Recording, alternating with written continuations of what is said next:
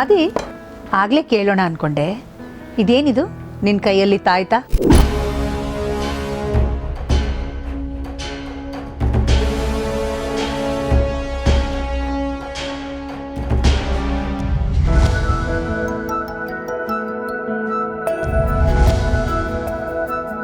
ಓಹ್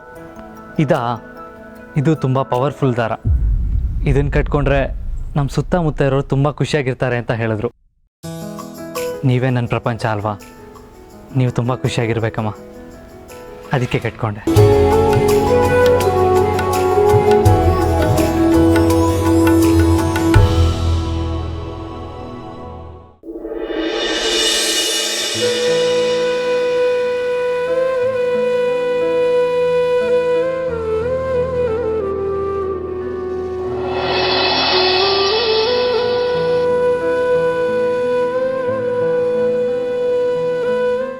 ಯಾನಂತ ಆಯಿ ಎತ್ತು ಮಗಳು ದಿನಾ ಊಟ ತಂದಾಕ್ತೀಯ, ಎತ್ತೋ ರೊಟ್ಟೆ ತಣ್ಣಗಿರ್ಲವ. ನಮ್ಮ ಪಾಲ್ಗೆ ಅನ್ನಪೂರ್ಣೇಶ್ವರಿ ತಾಯಿ 100 ಕಾಲ ಚೆನ್ನಾಗಿರಮ್ಮ.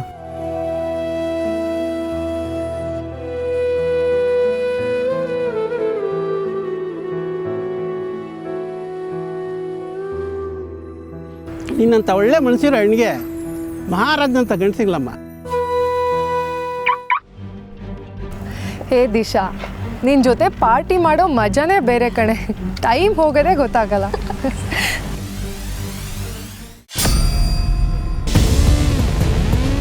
ಹೇ ದಿಶಾ, ಅಲ್ಲಿ ನೋಡೆ, ಆ ಭಿಕ್ಷುಕರ ಜೊತೆ ಇರೋದು ನಿನ್ನ ಫಿಯಾನ್ಸಿ ಪ್ರೀತಮ್ ಮನೆ ಕೆಲಸದವಳಲ್ವಾ? ಇಷ್ಟೊತ್ತಲ್ಲಿ ಇಲ್ಲೇನೇ ಮಾಡ್ತಿದ್ದಾಳೆ? ಇಡಿಯಟ್, ನಾನೆಲ್ಲ ಹೋದರೂ ಅಲ್ಲೇ ಬಂದು ನನ್ನ ನೆಮ್ಮದಿ ಹಾಳು ಮಾಡ್ತಾಳೆ. ಅವಳು ನೋಡಿದ್ರೆ ಸಾಕು ನನ್ನ ಮೂಡೆಲ್ಲ ಆಫ್ ಆಗುತ್ತೆ. ನಿನ್ನೆ ಪ್ರೀತಿ ಜೊತೆ ಶಾಪಿಂಗ್ ಮಾಡೋಣ ಅಂತ ಕಾರಲ್ಲಿ ಹೋಗ್ಬೇಕಾದ್ರೆ ಎದುರು ಕಾಣಿಸ್ಕೊಂಡ್ಲು. ಇಳಿದ್ಬಿಟ್ಟು ಉಗಿಯೋಣ ಅನ್ನೋಷ್ಟರಲ್ಲಿ ಮಾಯ ಆಗೋದ್ಲು. ಆಮೇಲೆ ನೋಡಿದ್ರೆ ಪ್ರೀತಿ ಜೊತೆನೇ ಹರಟೆ ಹೊಡಿತಾ ಇದ್ದಾಳೆ. ಅಲ್ಲೇ ಒಂದು ಕ್ಲಾಸ್ ತಗೊಳ್ಳೋಣ ಅಂತ ಅಂದ್ಕೊಂಡೆ, ಆದರೆ ಆದಿ ಅವಳನ್ನ ಬಚಾವ್ ಮಾಡಿಬಿಟ್ಟ. ಆದರೆ ಇವತ್ತಿದೆ ಅವಳಿಗೆ ಲೆಸನ್ ತಗೊಳ್ದೆ ಬಿಡಲ್ಲ. ಕಮಾನ್ ಅಮ್ಮ, ಒಳ್ಳೇದಾಗ್ಲವ.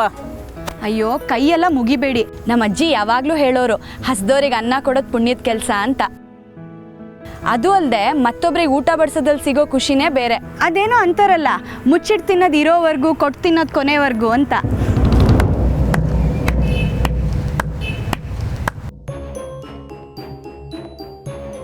ಮತ್ತೆ ಮತ್ತೆ ಇನ್ನು ಏನೇನು ಹೇಳಿದಾಳೆ ನಿಮ್ಮ ಅಜ್ಜಿ? ಅಮ್ಮ, ಅದು ಅಲ್ಲ, ನಿಮ್ದು ಎಂಥ ಗತಿಗೇಡಿ ಫ್ಯಾಮಿಲಿ ಇರ್ಬೋದು.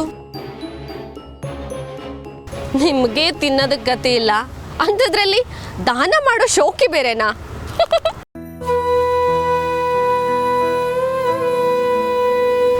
ಲೇ ಪಾರ್ವತಿ, ಈ ಕಂಡೋರ್ ಮನೆ ಅಡುಗೆ ಕದ್ದು ಬೀದಿಲಿರೋ ತಿರ್ಬೋಕಿಗಳಿಗೆ ಹಂಚಿದ್ರೆ ನಿನಗೆ ಪುಣ್ಯ ಬರಲ್ಲ, ಪಾಪ ಸುತ್ಕೊಳ್ಳತ್ತೆ.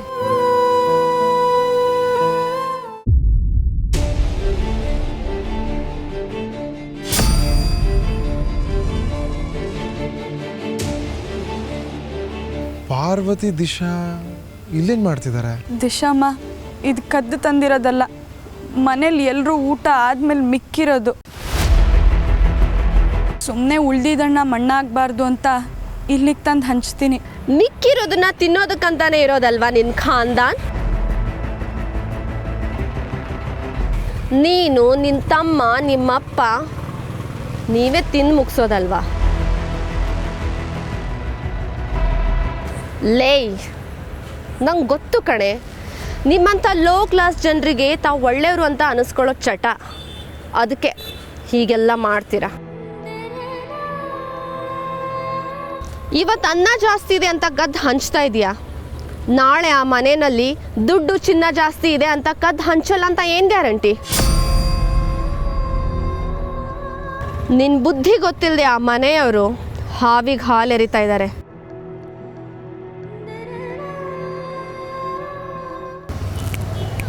I'll teach you a lesson.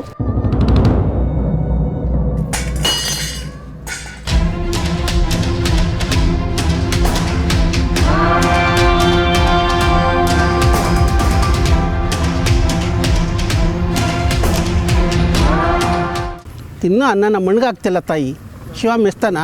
ಏಯ್ ಬ್ಲಡಿ ಬೆಗರ್, ಶಟ್ ಅಪ್. ಏಯ್ ಪಾರು, ಜಸ್ಟ್ ಗೆಟ್ ಲಾಸ್ಟ್. ಓ, ನಿಂಗೆ ಇಂಗ್ಲಿಷ್ ಅರ್ಥ ಆಗಲ್ಲ ಅಲ್ವಾ? ರೈಟ್ ಹೇಳು ಅಂದೆ. ರೀ, ನೀವ್ ಯಾರಿ ನಮ್ಮ ಅಕ್ಕಂಗ್ ಬಯಕ್ಕೆ ಉಳ್ದಿರೋ ನನ್ ಬಡವ್ರು ಕೊಟ್ರೆ ಅದ್ರಲ್ಲೇನ್ ತಪ್ಪು? ಇಡಿಯಟ್, ನನಗೆ ತಪ್ಪು ಒಪ್ಪಿನ ಬಗ್ಗೆ ಹೇಳಕ್ ಬರ್ತೀವ ನಿನ್ನ? ಅಯ್ಯೋ ತಪ್ಪಾಯ್ತಮ್ಮ, ದಯವಿಟ್ಟು ಕ್ಷಮಿಸ್ಬೇಡಿ. ಇನ್ಯಾವತ್ತೂ ಈ ರೀತಿ ನಿಮ್ಮ ಮನ್ಸಿಗೆ ನೋವಾಗದಿರೋ ಹಾಗೆ ನೋಡ್ಕೋತೀನಿ. ಹಾಗೆ ಬಾ ದಾರಿಗೆ. ನೋಡು, ಹಿಂದೆ ತಿರುಗದೆ ಹೋಗ್ತಾ ಇರು. ಇನ್ನೊಂದು ಸರಿ ಕಂಡೋರ್ ಮನೆ ಅನ್ನ ಕದ್ದು ಹಂಚೋದು ನೋಡಿದ್ರೆ ಜನ್ಮ ಜಾಲಾಡ್ಬಿಡ್ತೀನಿ.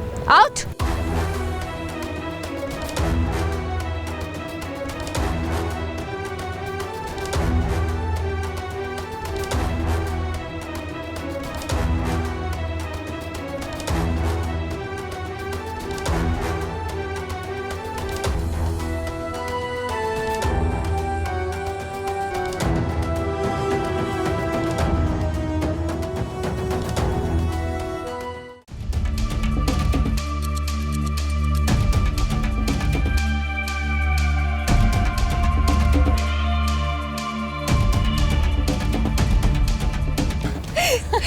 ವಾವ್, ಸೂಪರ್ ಕಣೆ ದಿಶಾ. ಆ ಪಾರ್ವತಿಗೆ ಸರಿಯಾಗಿ ಬೆಂಡೆತಿದೆ. ನೀನು ಆಡಿದ ಮಾತು, ಅವಳಿಗೆ ಅವಮಾನ ಮಾಡಿದ ರೀತಿ ನೋಡಿದ್ರೆ ಮತ್ತೆ ಕನಸಲ್ಲೂ ಕೂಡ ಅವಳು ದಾನ ಧರ್ಮದ ಬಗ್ಗೆ ಯೋಚನೆ ಮಾಡಲ್ಲ ಬಿಡು. That is Disha. ಯಾರನ್ನ ಯಾವಾಗ ಹೇಗೆ ಟ್ರೀಟ್ ಮಾಡಬೇಕು ಅನ್ನೋದು ಈ ದಿಶಂಗೆ ಚೆನ್ನಾಗಿ ಗೊತ್ತು. ಹ್ಞೂ ಗೊತ್ತಮ್ಮ. ಅಖಿಲಾಂಡೇಶ್ವರಿ ಅಂತ ಅಖಿಲಾಂಡೇಶ್ವರಿಯನ್ನೇ ಬಕ್ರ ಮಾಡ್ದವಳಲ್ವಾ ನೀನು? ನಿನ್ನ ಹೆಸರು ಚೇಂಜ್ ಆಗಬಾರ್ದು ಅಂತ ನಿಮ್ಮ ಸ್ವಾಮೀಜಿಗೆ ದುಡ್ಡು ಕೊಟ್ಟು ಗೇಮ್ ಪ್ಲೇ ಮಾಡಿಸಿದಂತೂ ಸಖತ್ ಮಜಾ ಕೊಡ್ತು. ಈ ಕಡೆ ನಿನ್ನ ಹೆಸರು ಉಳಿಸ್ಕೊಂಡೆ, ಆ ಕಡೆ ಮನೆಯ ದೃಷ್ಟಿಯಲ್ಲಿ ಒಳ್ಳೆಯವಳು ಅದೇ. ಮನಿ ಮ್ಯಾಟರ್ಸ್ ಬೇವ್. ದುಡ್ಡು ಅಂತ ಇದ್ಬಿಟ್ರೆ ಯಾರನ್ನ ಹೇಗೆ ಬೇಕಾದರೂ ಆಟ ಆಡಿಸ್ಬೋದು. ಪಾಪ ಆ ಸ್ವಾಮೀಜಿ ತುಂಬ ಒಳ್ಳೆಯವನು. ಲೈಫಲ್ಲಿ ಒಂದೇ ಒಂದು ಸುಳ್ಳು ಹೇಳ್ದವನಲ್ಲ. ಅವನ ಮನೆ ಮೇಲೆ ಸಾಲ ಇದೆ ಅನ್ನೋದನ್ನ ತಿಳ್ಕೊಂಡು ಒಂದು ಸೂಟ್ಕೇಸ್ ತುಂಬಿಸ್ ಮುಂದಿಟ್ಟೆ. That's it. ನಾನು ಹೇಳ್ದಾಗ ಕೇಳ್ಬಿಟ್ಟ. ಆಪೋನೆಂಟ್ ವೀಕ್ನೆಸ್ ತಿಳ್ಕೊಂಡು ಅದನ್ನು ಪ್ಲಸ್ ಪಾಯಿಂಟ್ ಮಾಡಿಕೊಂಡು ಗೆಲ್ಲೋದು ಈ ದಿಶಾ ಸ್ಟೈಲ್. ದಿಶಾ